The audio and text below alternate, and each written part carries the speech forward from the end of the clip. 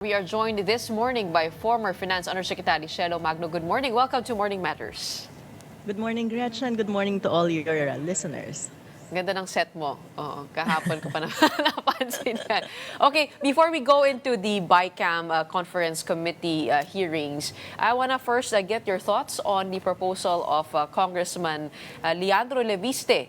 He is proposing a 1,000 peso allowance for all, I believe, 27 million students. Because this would be a worthwhile investment. Pero ang tanong niya dun sa video niya, sa interview niya, is saan kukunin yung pondo? What are your thoughts on that? That's always the problem, no? For me, I don't have a question with respect to spending more on education, but we also have to be more rational in terms of targeting the recipient of this money. Because, for example, an additional 1,000 peso allowance for a very poor student will not make a significant difference in terms of the needs that the student need to fill when they are studying. So I think this proposal has to be socialized. We have to identify the students who are really in need and identify the amount of money that they need for support. So it should not be and cannot be a 1,000 peso allowance for all students, because some students can afford to go to college and their parents can afford to sustain the expenses that they incur while studying. So I think we have to be very careful in terms of populist proposals. So this one is a very populist proposal because it just, gives 1,000 peso allowance to all students. So I agree, we need to give allowance, but especially to those students in need, especially in this situation where the government has significant budget deficit. And nabawasan pa yung education, ano? Yes.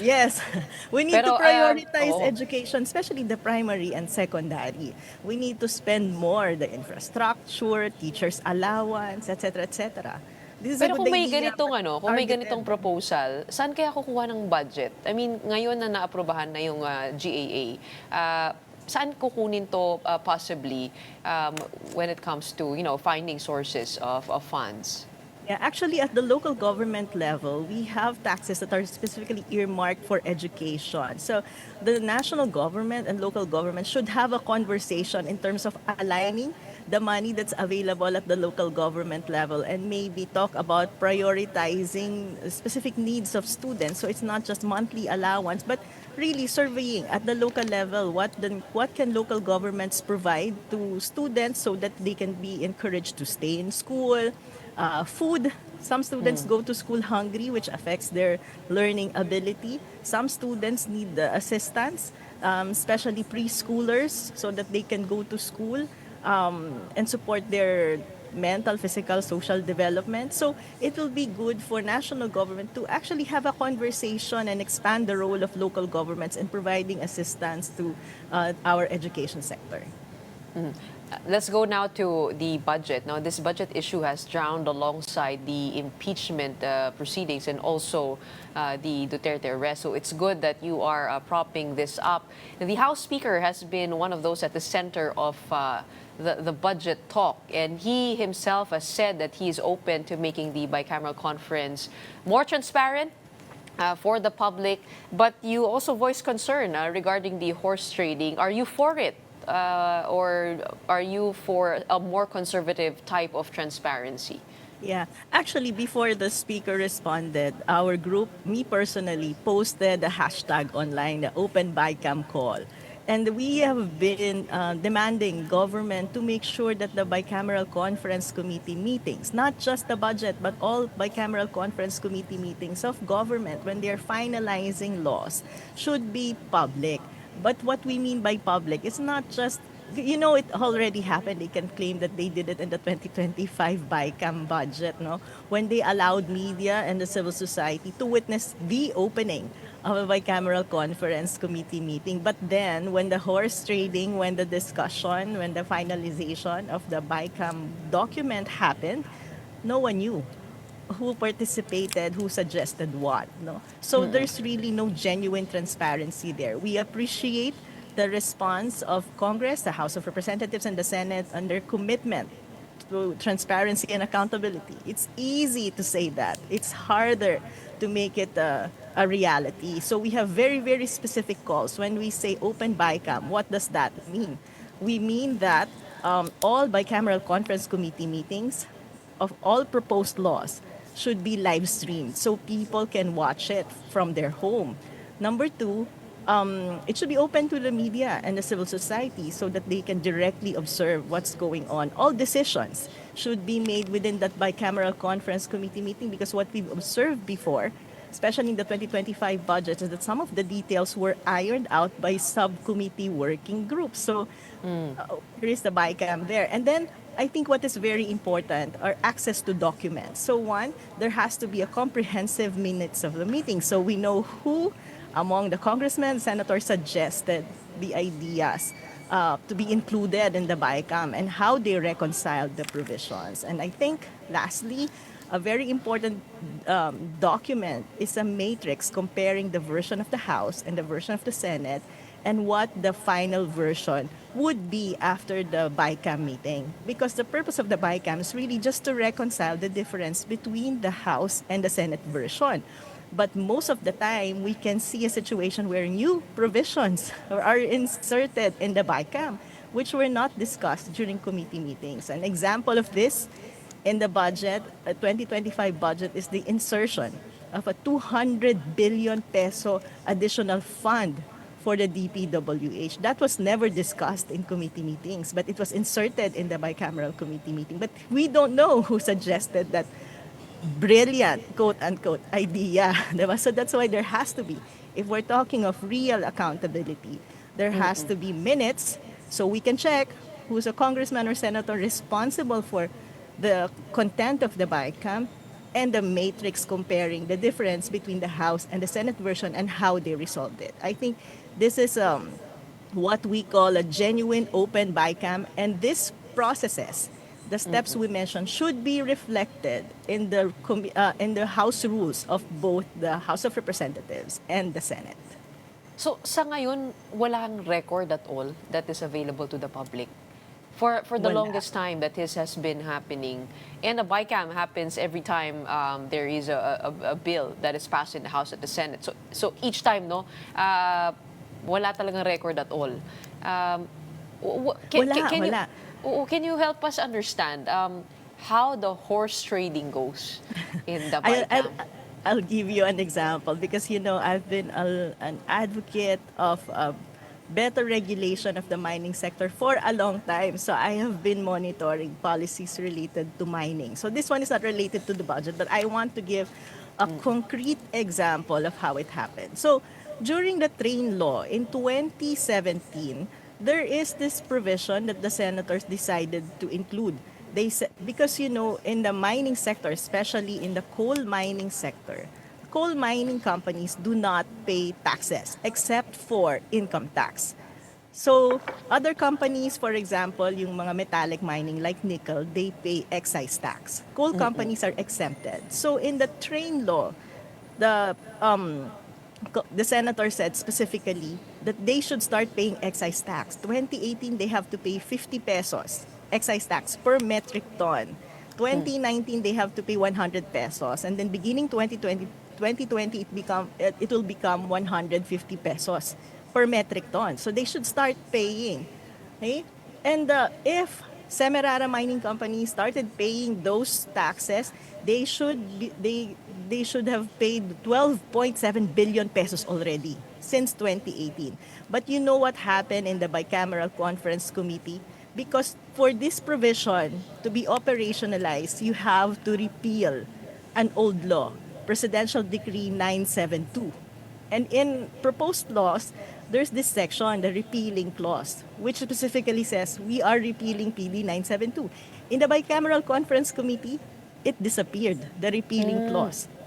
And because there's no repealing clause, even if there's a provision for them to pay taxes, Semirara Mining Company is now arguing, PD 972 was not repealed.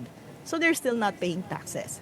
And it's because someone suggested that they delete that repealing clause in the bicameral conference. But because it's a secret, we don't know who among the congressmen and the senators who are part of the Bicam suggested to delete provision. So that's a significant effect because imagine in 2024, Semirara Mining Company could have paid 2.4 billion pesos.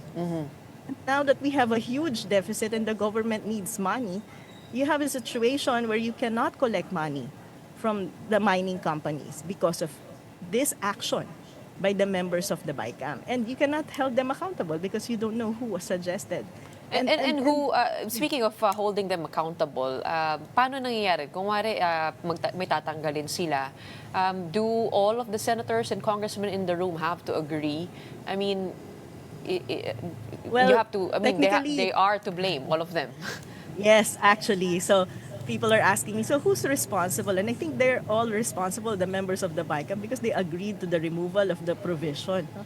And the thing is, and we witnessed this in the 2025 budget, I think congressmen and senators after the BICAM do not read the documents anymore produced by the BICAM because last year they had an approved BICAM report with blank sections, no items for the budget. So obviously, these congressmen and senators would just agree to vote and approve documents without reading and reviewing them. So that's what happened in that was a 2017 law. No, I can give more example, but this is how bad it is. Lack of accountability, opaqueness, and so imagine if you have interest groups lobbying, you only need to lobby the members of the BICAM to push for certain provisions, and because I don't know, they do not do a great staff work in terms of reviewing documents that come from the BICAM, then laws like this that favor certain interests are approved and turned into law. I want to talk about the blank items that was a huge issue with this budget. Is it clear now kung saan nag-appear yung mga blank line items na yan? Doon ba sa enrolled bill na doon ba sa Bicam report na ipinasa sa presidente or within the Bicam hearings? Yeah, I think before it was approved by the plenary, because after the BICAM, you have to send it back to Senate and the House of Representatives, and they have to approve the version that was finalized by the BICAM. So before it was approved at the plenary level, there are no more blanks. So the question last year was who filled in the blank items in the Bicam report. And I think former Representative Stella Kimbo admitted that the staff of Congress filled in those blanks. And that's another legal question. No? Can staff members really complete a bicameral document when the individuals who have mandate in completing, or the institution that has a mandate in completing and finalizing the budget is Congress? So it's something that the staff cannot do. So it's a subject of a petition in the Supreme Court. We filed a petition in the Supreme Court questioning the validity of the 2025 budget because of these things, including the blank items of the Bicam report. If they were to reconcile the different versions of the Senate and the House, what can they do in that Bicam report? Sabi kasi nga ni Congresswoman Stella Kimbo na nagko-compute lang. Yun yung naalala ko kino-compute lang tapos hinabol, di ba? Hindi ba gano'n? Kung iibahin nila kung i-reconcile nila yung dalawang amount na yun, ano lang yung pwede ilagay dun sa final version? Yeah, then the challenge is actually they have to debate at pag-usapan nila kasi it's not just about adding or subtracting. This is reconciling the numbers. Pag binawasan mo yung isa, magdadagdag ka sa isang sector. Like for example, if you increase agri, then you have to get it somewhere, diba? You have to get it from another agency or another office kasi Congress technically cannot increase the budget. They're parang they're given a pie, they can slice the pie kung anong shape ng slices ang gusto nilang ibigay sa iba't ibang opisina, but they cannot increase the size of the pie. So when they're doing deliberation, finalizing the figures, they have to decide na, okay, if we want to add more to the education sector, then they have to get it somewhere. So hindi yan pwedeng staff lang ang magpa-finalize because these are important decisions. Dahil babawasan mo yung mga ibang sector. Plus, there's a very clear provision in that bicameral report that staff work is limited to editorial or typographical errors, not finalizing the figures kasi yun yung main function ng Bicam. And that's why, sinasabi natin, if we're talking of genuine, open Bicam, then dapat may matrix yan. ano yung nasa House, ano yung nasa Senate. Ito lang yung scope of work nyo as Bicam, yung reconciling the differences. Kasi ang nagiging problem, sometimes they go beyond just reconciling the differences. There are new insertions that were never discussed at the committee level. And nandun yung transparency and accountability because people can participate at the committee level. We can submit reports, we can give feedback, there can be performance evaluation of various offices. And then, pagdating sa Bicam, wala nang masyadong people participation. Just dyan, we are just witnessing what they're doing. But it has to be clear, ano yung scope of work and mandate na gagawin nila. Pero kung libre silang gawin ng kahit ano when they're doing the Bicam, it's very problematic. And then we don't know who's suggesting what. Wala talagang accountability. So, I appreciate the response of Congress with their commitment to transparency and accountability, but there has to be very concrete actions to make sure that we really have an open Bicam. Do you have any insight as to why most of these line or blank line items were under agriculture? Meron ka ba nakita ron? Bakit dito yung mga blanks na yan? Hindi ko alam, pero madami kasing financial assistance din na nanggagaling sa Department of Agriculture sa mga farmers natin because that's one of the very challenging sectors sa economy natin. The farmers are the poorest sectors in our country. So maraming financial assistance dyan, maraming ayuda dyan. When the government shifted our social program to ayuda program, yan yung mga items na normally nagiging bloated sa budget. Maraming magic na nangyayari sa Bicam, maraming nadadagdag. In fact, if you will remember 2024, there was no discussion of the ACAP program, but it was inserted in that Bicam meeting. So things like this, we're talking about people's money, our taxes, then the government, our politicians have to be very, very mindful in terms of using our money. We have to make sure that the money that we are paying government, ito pong tax na binabayad natin, people are really benefiting from it without strings attached. Ang nangyayari kasi ngayon, gagawa sila ng mga programs and yet you need to beg from them for assistance. At yun, for me, that's a very big patronage. issue. Patronage Yes, politics yes. at Imagine play. PhilHealth. Imagine PhilHealth.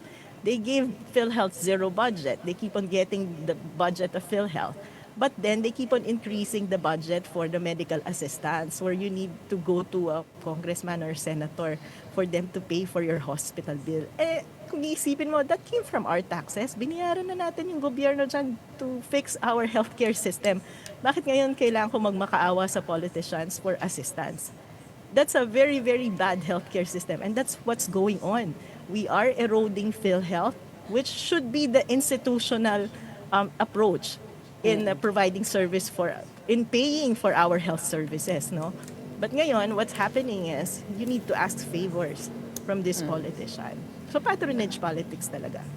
I love that you feel so strongly about all of these issues that you created a song for yourself. Ano yung tax ng ina mo? I mean, Yes. what does that tell us? Yes. Well, I wrote this song kasi we've been discussing this issue every year. Every time it's budget season, I keep on explaining why the budget is important, why tax issue is important. And sometimes a lot of people are not able to relate because we're talking of big numbers. So I think what is important is for us to appreciate ano ba yung value ng dinidiscuss na budget sa Kongreso. Saan ba nanggagaling yan? Na lahat tayo actually nagbabayad ng tax. And if we're paying government our taxes, then we should expect good services from government. And then I think mahilig kasi ako kumanta and I also write songs. So I wrote this song to continue public education. But I think entertainment is a good way also of imparting yung knowledge na gusto natin i-share sa Well, kanila. I'd like to thank you for helping us understand the budget, which many times we are confused and dazed with the numbers. Pero to be able to laymanize the budget really helps a lot and to dissect it, no. So gumawa ka na rin ng video mo, gamitin mo yun as music para mag-viral, tapos kukunin ng iba. No, pag-viral natin to para maintindihan ng Pilipino kung gaano kalaki ang nakataya.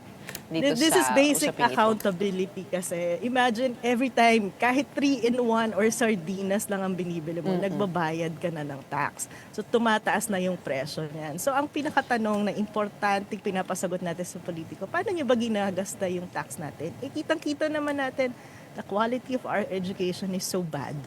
Yung education na lang sana yung makakapag-angat sa buhay ng maraming Pilipino. Kung yung mga 10 years old mo, hindi marunong magbasa, anong ibig sabihin? Dun sa tax na binabayad mo, hindi ginagamit ng wasto ng gobyerno. Yung healthcare system natin, trabaho tayo ng trabaho, mapapagod tayo, nag-overtime tayo, nagtapa-part-time pa tayo after ng full-time na trabaho natin hanggang sa magkasakit tayo. But when we get sick, tayo pa rin ang magbabayad ng hospitalisasyon natin, unlike in other countries where there's a very good insurance system that will help us cover for our the situation when we get sick, no? Wala yun dito sa atin. And then we see them just giving dole out na wala namang contribution sa mas malawak na economic development. So parang ginigisa talaga tayo sa sarili nating mantika. And that's the Siguro theme of kasi this song. wala rin tayong ideya how a good government works. Yes. A government that works for its people. Yeah. So this has to be repeated again and again. People have to be reminded. And that's why I wrote that song.